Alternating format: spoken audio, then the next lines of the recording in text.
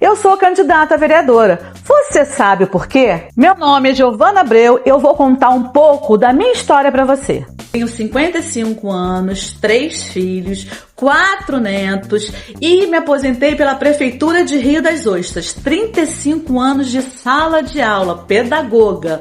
E não tenho rabo preso com político nenhum. Nunca fui e nunca quis ser cargo comissionado. Fui PO durante 2 anos e foi o bastante para mim. Voltei para a sala de aula, que era o meu lugar. Eu cheguei em Rio das Ostras há mais de 20 anos, sozinha com os meus 3 filhos, porque eu passei no concurso público. Aí a minha tia falou assim pra mim: vem, Giovana, vem que o concurso vai te chamar. Quando eu cheguei aqui, nada do concurso chamar, eu fiquei desesperada, sozinha com 3 filhos para criar. Eu entreguei o meu currículo no Colégio Castelo. Quando eu entreguei, eu falei assim: seja o que for que a minha Virgem queira para mim. Quando eu cheguei em casa, o telefone tocou e eu comecei a trabalhar no dia seguinte no Colégio Castelo. Foi a minha salvação, porque a prefeitura eu não estava conseguindo nada do concurso me chamar. Mas aí eu consegui um contrato, que na época eles estavam contratando. E meu próprio contrato foi a minha prova de que a prefeitura estava precisando de pessoas. Eu entrei na justiça e ganhei. Sim, ganhei. Eu fui uma das primeiras pessoas que conseguiu ganhar na justiça que eu fosse empossada. Foi aí que me mandaram para Cantagalo. Me mandaram para Cantagalo porque eu simplesmente consegui um ganho na justiça. Mas mesmo assim, vamos lá, vamos lutar. Eu tenho um filho para criar. Trabalhava na escola particular e na escola pública. E foi assim durante muitos anos, naquela correria, aquele absurdo, naquele extremo de trabalho que todos nós sabemos como é trabalhar na educação. Leva coisa para casa, gente cobrando coisa que não tem nada a ver, é só um exagero e tudo mais. E lá fui eu. Mas a minha história começou mesmo de fiscalização quando tiraram a nossa regência. Na época de Carlos Augusto, vocês lembram? Que tiraram a regência? Aí nós resolvemos fazer um grupo chamado Professores em Ação. Começamos a reclamar, começamos a botar na mídia e o Carlos Augusto resolveu devolver a nossa regência. Tudo bem.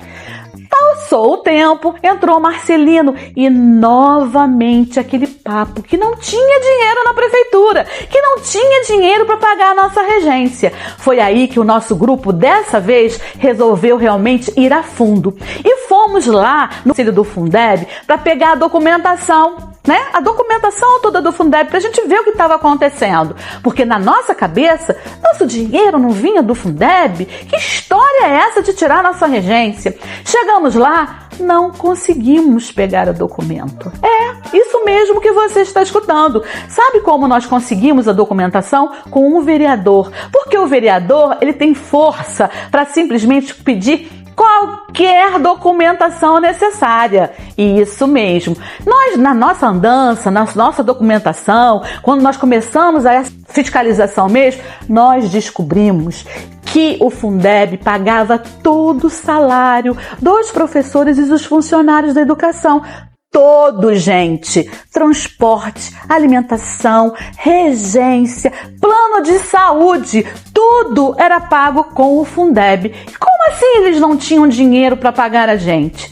Aí, nessas andanças também do nosso grupo, nós descobrimos que a lei de eleição para diretor já existia e os sindicatos simplesmente não cobravam nada. Isso mesmo. Cadê os sindicatos para cobrarem uma lei que já existia e que ela deveria ser implementada? Nós também denunciamos, corremos atrás e a eleição acabou saindo. Foi aí que me chamaram para participar do CACS Fundeb, do conselho do CACS Fundeb. Chamei a nossa querida Horádia para ser a minha suplente e lá fomos nós. Nessa época, eu tava com a pulguinha atrás da orelha, sabe? Se o dinheiro vem todo do Fundeb, não foram mandados embora mais de 1.300 professores na época do Covid? Não foram mandados embora mais de 1.300 professores na época do Covid?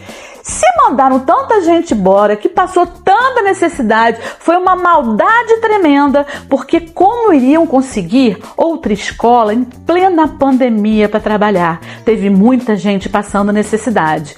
Aí eu me perguntei, se o nosso salário é todo pago com o Fundeb, não deveria ter uma sobra em 2020?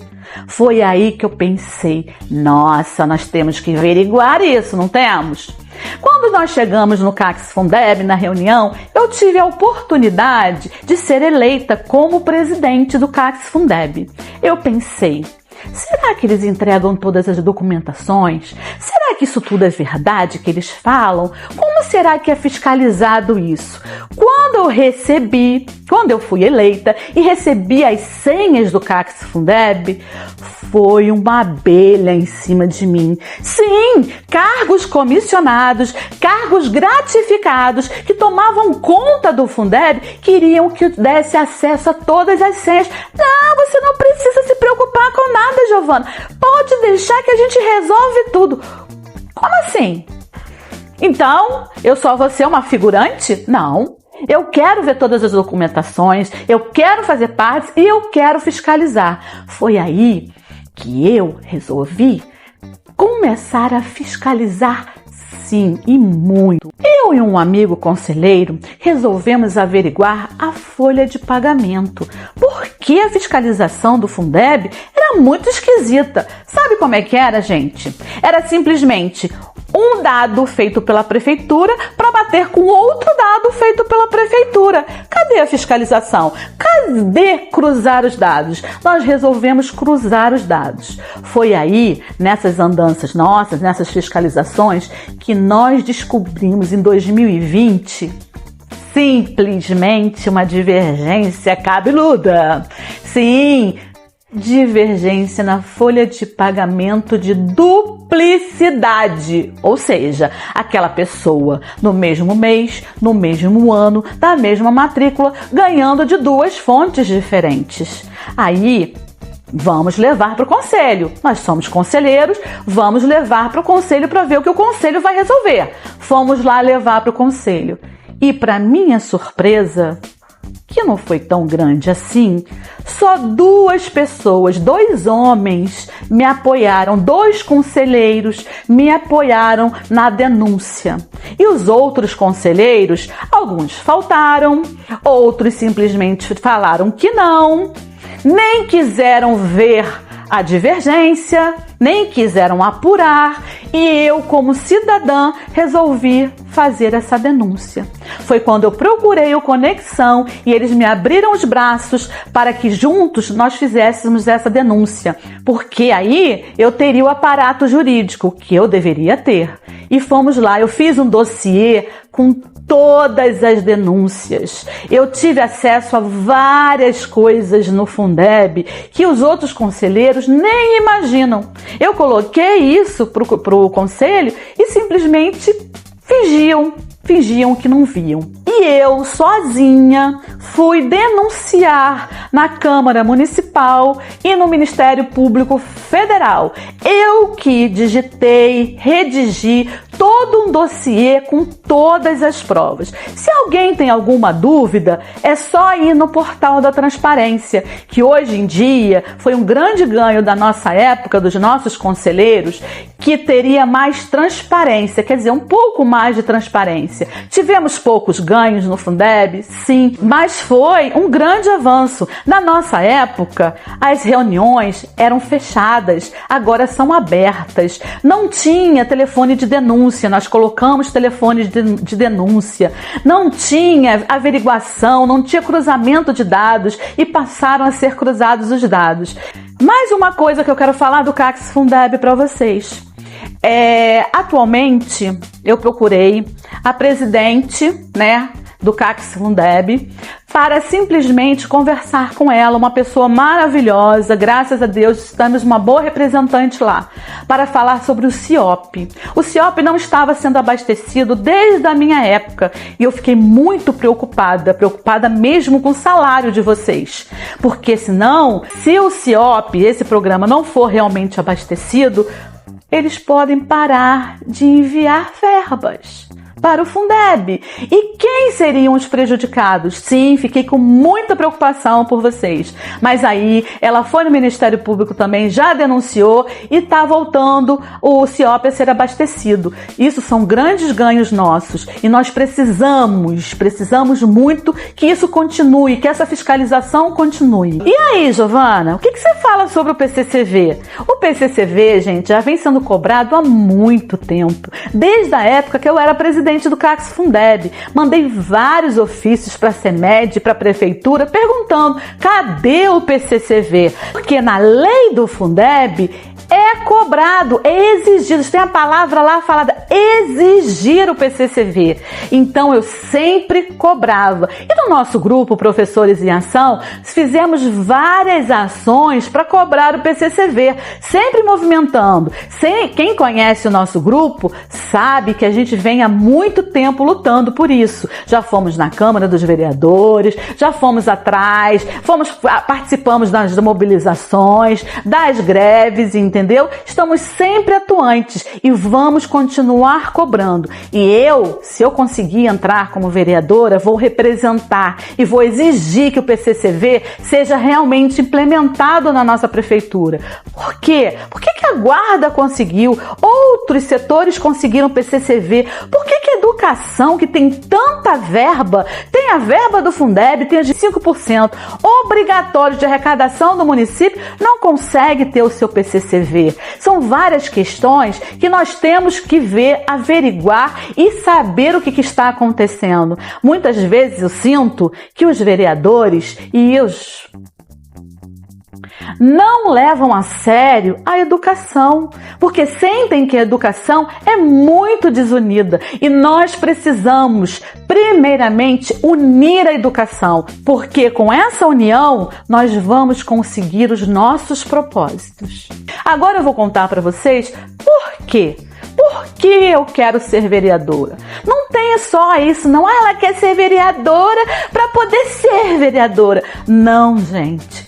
Eu quero ser vereadora para poder ter acesso a todas essas documentações, como eu tive na época do Fundeb. Se eu não fosse presidente do CACS Fundeb naquela época, eu não teria acesso a todas essas documentações. E só como vereadora que eu vou ter novamente acesso a isso. E já estou montando uma equipe maravilhosa que está a ponto de bala para simplesmente fiscalizar tudo e todas as áreas. E nós vamos fazer muito a diferença. Então, depois de tanto problema no CACS Fundeb, de reuniões querendo me embarrear na parede, depois de tantas coisas assim, deles afirmarem que não tinha dinheiro, de repente o dinheiro apareceu. Deu GAP para os professores, deu abono para os professores, saiu a lei de diretor, o pessoal de apoio também recebeu um pouquinho, mas recebeu, entendeu? E tem gente falando que eu não lutei pelo pessoal de apoio. Estão muito enganados. Quando eu estava lá na Câmara Municipal, que chegou a lei para dar o abono, eu fui uma que levantei a mão. Vamos parar com isso, gente. Vamos analisar direito essa documentação, porque tem gente que vai ficar de fora e tem direito. E foi nessa época que a CEMED lotou de gente. Tinha gente de outras secretarias que eram da CEMED e voltaram, migraram. Então, 2, 3 meses receberam o abono. Isso é direito? Isso é o correto? É isso que eu falo para vocês. A gente tem que averiguar realmente quem tem direito, quem realmente deveria receber esse abono. E eu lutei, mas simplesmente eu fui engolida pelo sistema. Então, gente, além da fiscalização acirrada, que também faremos um canal de denúncias diretamente à vereadora, nós teremos vários projetos, como o fim das salas de latas, climatização das salas, redução de número de alunos, ou seja, que a lei seja cumprida, porque as leis já existem e muitas vezes não são colocadas em prática, né? Escola integral para os nossos pequenos, para creche, profissionalizantes para os adolescentes. Meus filhos saíram da cidade porque não tem emprego, gente. Eu quero que Rio das Ostras volte a crescer, que nossos filhos e netos fiquem aqui e que tenham uma educação de qualidade e que a prefeitura cumpra o seu papel como cidadão. Temos também um projeto da Ana Aparecida de reabilitação mental e física dos funcionários da prefeitura e da população em geral, porque o vereador ele tem uma verba para isso, vocês sabiam disso? Para fazer uns projetos? E eu vou fazer mesmo. Tenho vários outros projetos, mas o vídeo está ficando enorme. Se você quer realmente saber dos outros projetos, vai lá no meu Instagram, dá uma olhadinha lá e vê que realmente queremos trabalhar firme, queremos trabalhar sério, queremos uma Rio das Ostras muito melhor. Então, por um bem em comum, é Giovana Abreu, 30111.